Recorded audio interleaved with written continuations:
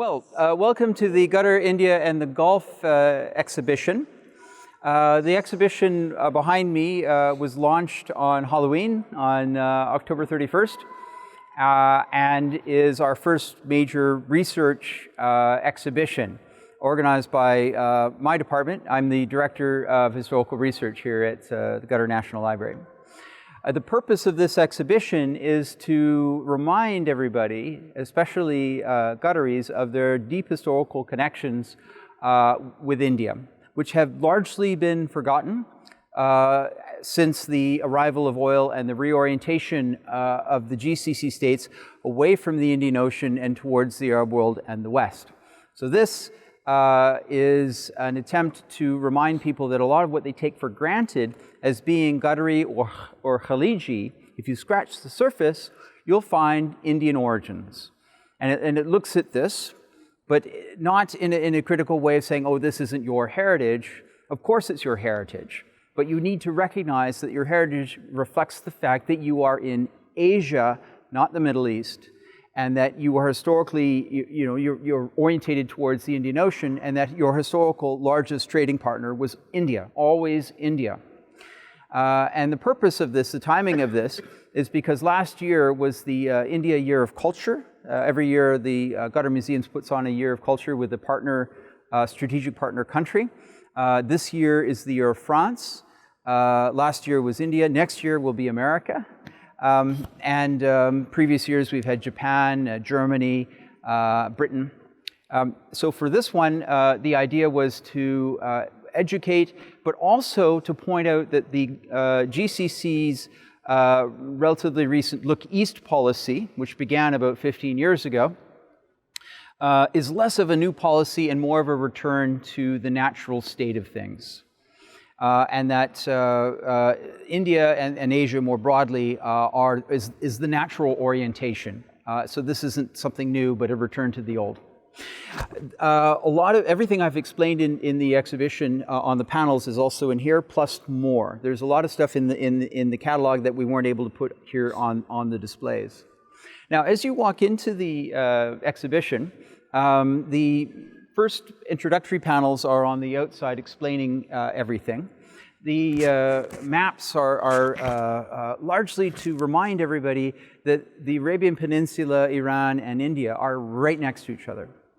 But since the mid-20th century, it's been rare to find a map showing that because we have the emergence of something called the Middle East, and an orientation, therefore, towards the Middle East. So you see Qatar and the Gulf states being put in the same map with places like Morocco, which the Gulf historically has nothing to do with, and cut off from Asia, which historically they have been a part of, right?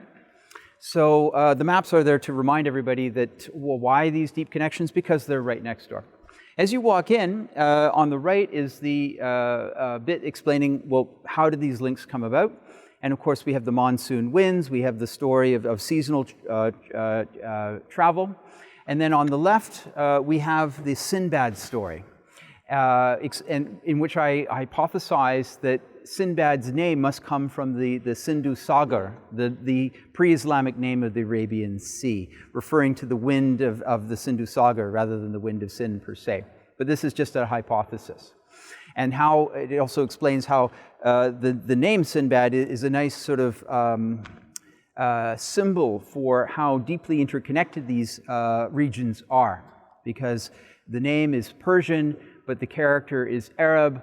But the word Sind obviously refers to South Asia, to the Indian subcontinent.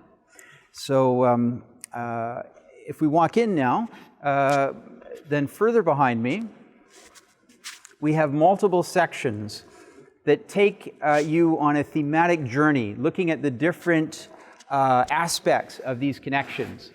On your left, is the more mundane economic and financial activity. For example, there's a list of all of the ports that traded with the Gulf region. It's often taken for granted that just a handful of ports were engaged in trade. But in fact, it was a very large number of ports and they were active at different times. This is in the catalog, but on the left you'll see this long list of ports that were engaged in trade. Then we have the pearling trade that Fahad was talking about, and the Chow books. So this explains how the pearling industry was deeply connected to India. All of this was underpinned by Indian finance out of Multan, and then later Shakpur, and then finally Bombay. Here's a sample Chow book, but it's obviously it's a modern reproduction with, but nonetheless, the weight system here on the right is very interesting. There were a number of weight systems used for weighing pearls. Fahad didn't, he referred to the unit, the Chow, but the weights themselves were known as Indian weights. They're either known as the Bombay weights or the, what is it here? The Pune weights, known as Mithqal. Now, the interesting thing about these weights...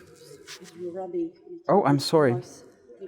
The interesting thing about these weights is that this is an Indian weight system, and the Indian weights go back as far as the Dilmun civilization in ancient Bahrain. And that ancient Bahrain used the system that was used in the Indus Valley system. So this tells us how deep those connections were. So this is another indicator. It's fragmentary evidence, but it's a clear indication of how important India was. Can we take photographs? Of course, yeah, take photos. How are these pearls particularly? What? These pearls, are they... Oh, no, they're weights. They're weights. I was saying, it's interesting that the shape is now quite elegant, but the Dilmun ones are rectangular. Oh, they're different, yeah. They're completely different. Oh, it's a different weight system, but still Indian. Based on the, yeah, I know. Yeah. Yeah, so this is quite interesting. These are made out of alkik, which, as you know, has a religious significance. Now, then you have the pearl merchant's chest, which is usually made in India, of Indian wood. So the Indian involvement in the pearling industry was quite extensive. The dhows, the pearling dhows that you'll see next door, also were made usually from teak from India, and many of them were actually made in India. So if you want to follow me, oh, and then here also behind you is you have the date industry. In the same way, deeply connected with India. India was the single largest recipient of Gulf dates.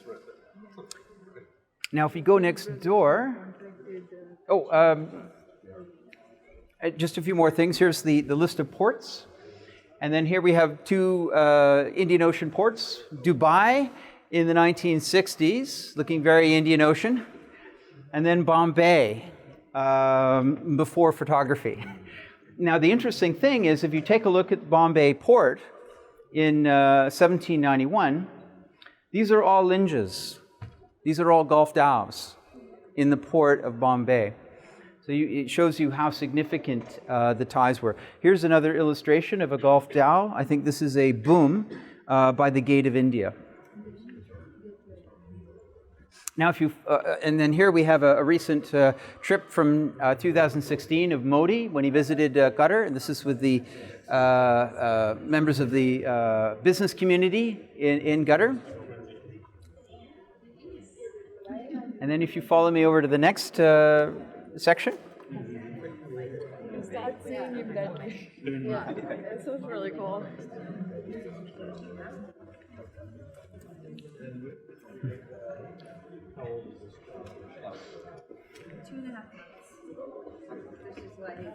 This is why it's...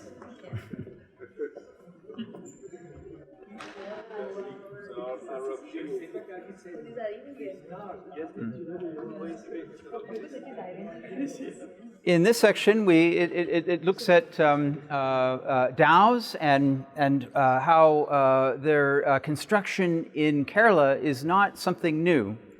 Dhows have been constructed in Kerala for the Gulf on commission for centuries. The earliest records I found were from the late 18th century, but I'm sure that dhows were built even longer than that ago. And so this practice that continues today is an old practice rather than a new practice. It's not an indication of the decline of dhow building in the Gulf, but rather just a continuation of a practice that has been around for as long as the hills.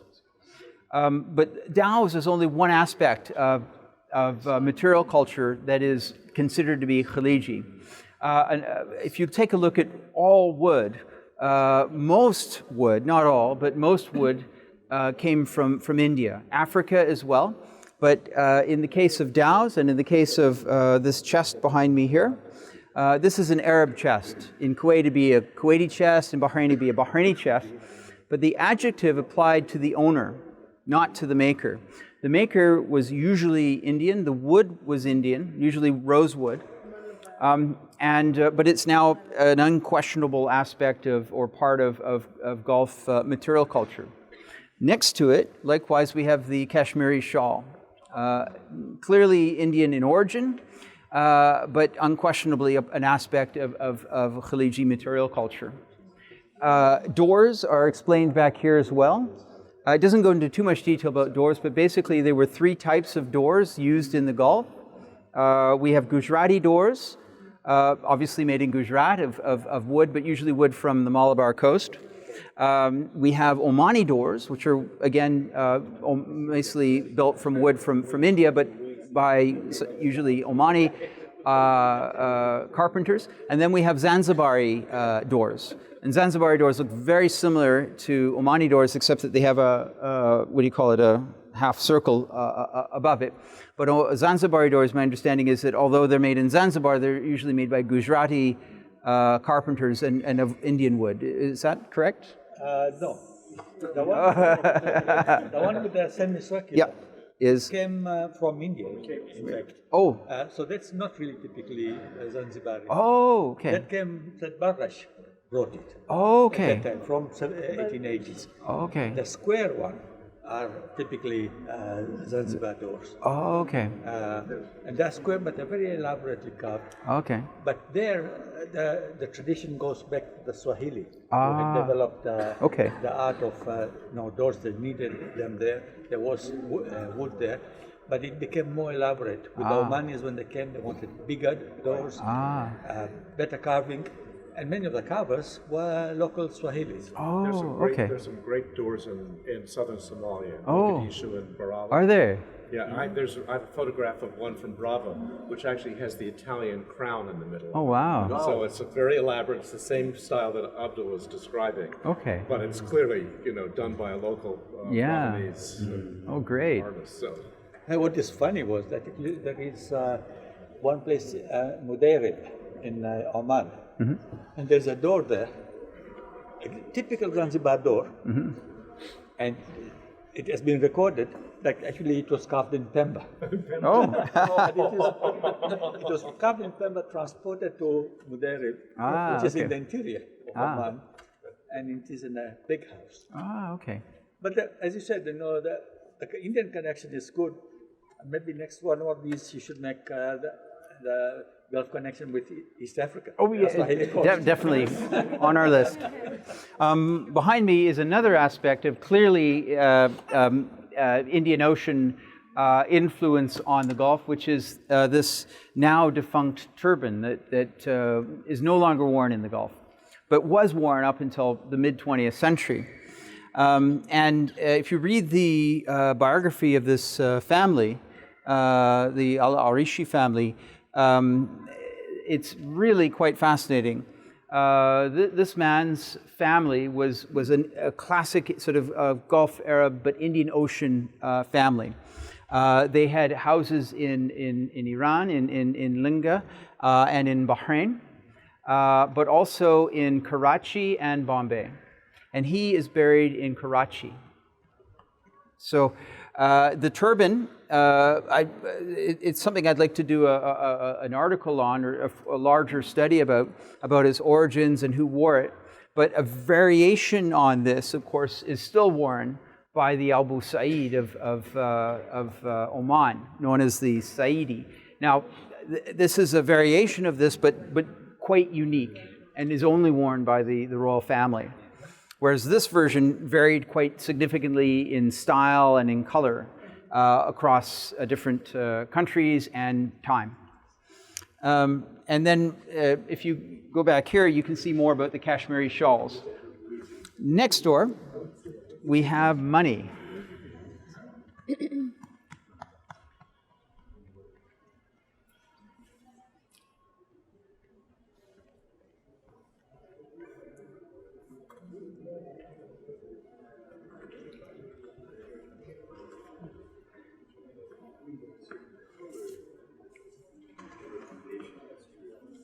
Coming?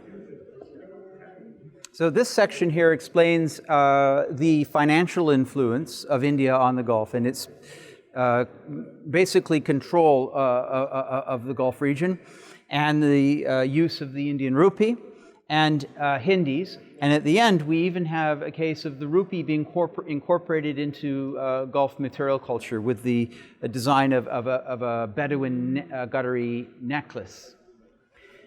Next door, then we get into some of the implications of these connections with India. So here we have the cultural confluence section and looks at the intangible culture that is shared between Qatar, the Gulf, and India. So here we have the influence of language.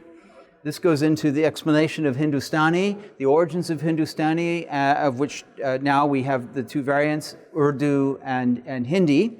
Although it's very politically incorrect in India among certain Hindu nationalist circles to point out that the Urdu and Hindi share a common origins, and that 25% of Hindustani, which is still is basically colloquial Urdu and Hindi that's usually used in Bollywood and spoken on the street, 25% is Arabic and Persian in origin. And then there's lots of examples here of the Arabic and Persian loanwords in Urdu and Hindi. But the cultural flow goes both ways. So here we have another section explaining the influence of Urdu and Hindi on Gulf Arabic and all of the Urdu and Hindi loanwords in Gulf Arabic. But probably the most influential loan of all is Indian numbers. So this explains the story of Indian numbers and how they came from India to the Gulf and from the Gulf to the rest of the world. So this is probably the one aspect of the Gulf's connections with India that has the greatest, largest impact. Next door, we have more aspects of shared culture. We have cuisine, we have karak chai, we have biryani, and then we have the Gulf's printing industry. Here are examples of some books that were printed in Bombay, but commissioned by and authored by Gulf authors. The most significant one is this book here. This is a book of poetry, a diwan, written by Sheikh Jassim Al Thani, the father of Qatar, the father of the nation. And it's published in Bombay in the early 20th century. Now, if we go next door here,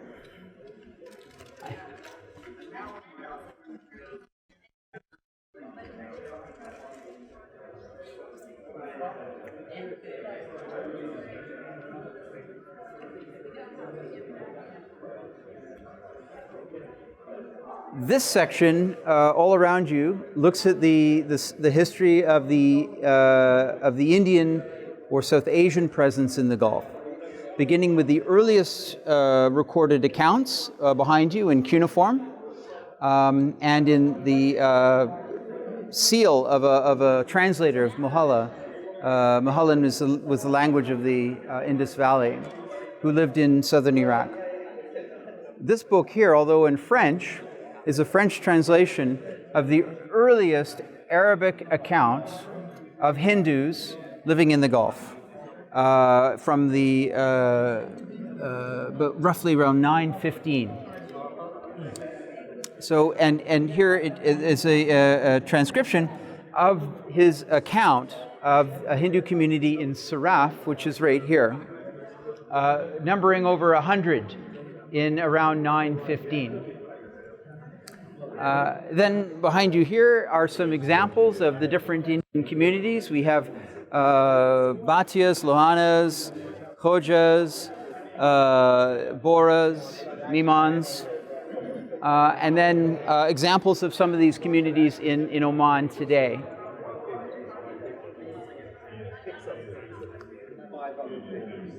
Time to start doing their identity and their ability to buy the new land, pleasure in it. I'm losing everybody. And then, of course, there were also Arab and Persian communities in India. One community in particular, which is sort of a symbol of these connections, is an Arab Indian community known as the Maplas of the Malabar coast. And so here is the story of the Maplas. They are the first Muslims in India. They have the oldest mosque in India, which is here in Kerala, which was established in 629. And it explains also the story of the Mapla's only royal family that ruled in Kerala. And as you can see from the dress, you can see the connections with the Middle East. I mean, this man here almost looks Omani, and yet these are Indians. And then our last section is right here.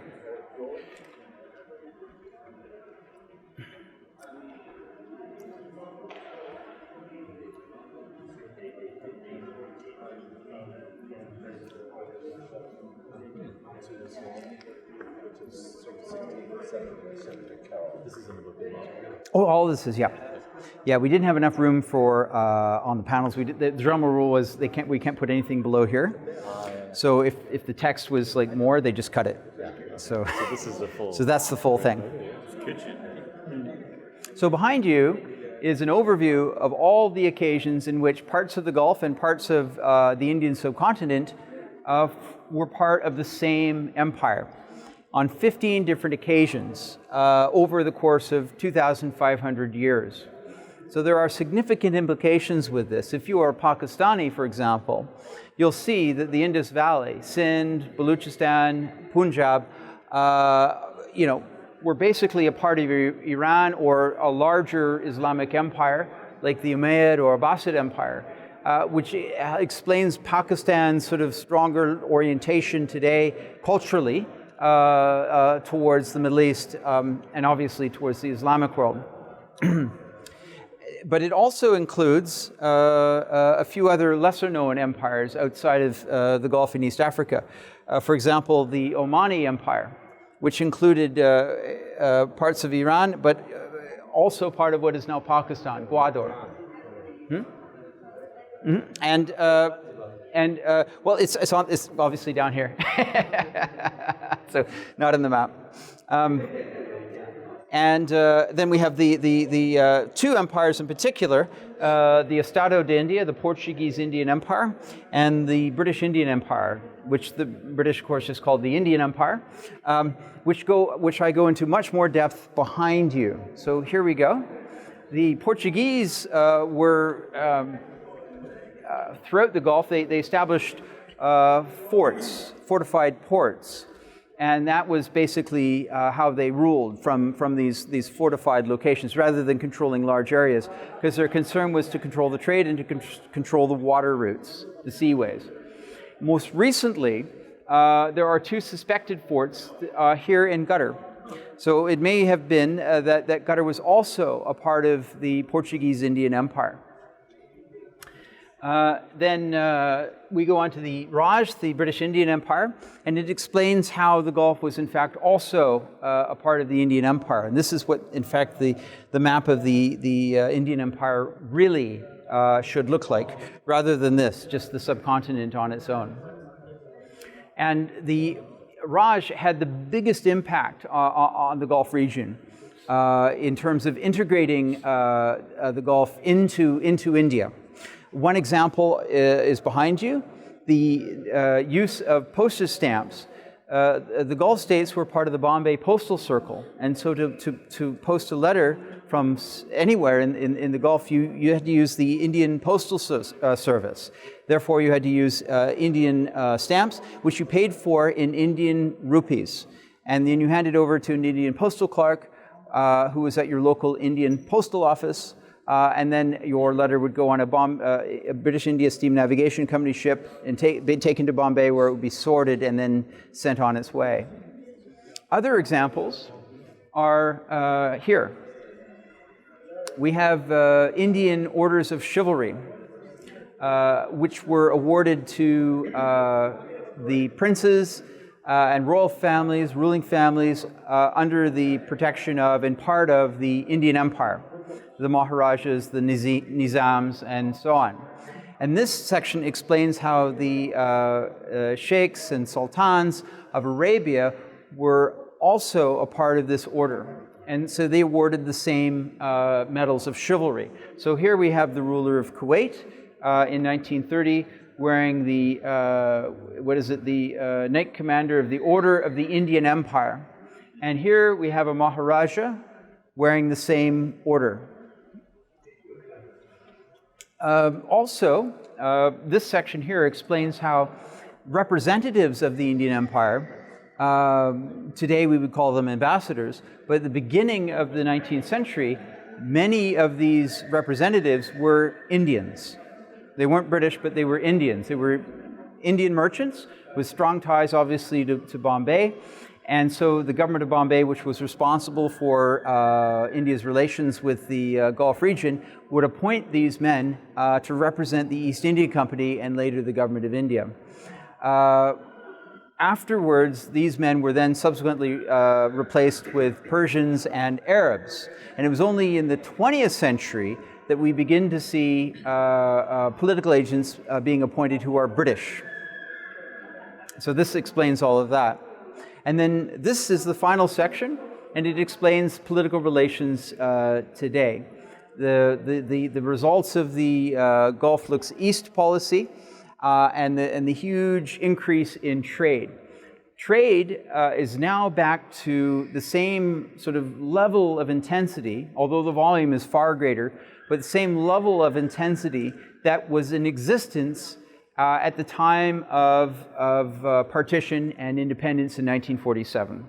So at the heyday of the Indian Empire, right up until its end, the Gulf region was heavily integrated into the India's economic orbit. And we are now back at that same level again. But the tables have changed. Up until 1947, India was the largest trading partner of the GCC states. Today, the GCC states are the largest trading bloc partner of India. So now, India is dependent economically on the GCC states, whereas in the past, it was the other way around. And this concludes my tour. I only wanted to give you the headlines or the highlights, so please take some time to take a look in more detail. And don't forget to pick up a copy of the exhibition catalog, which you'll find just outside by the information desk at the end. Thank you very much.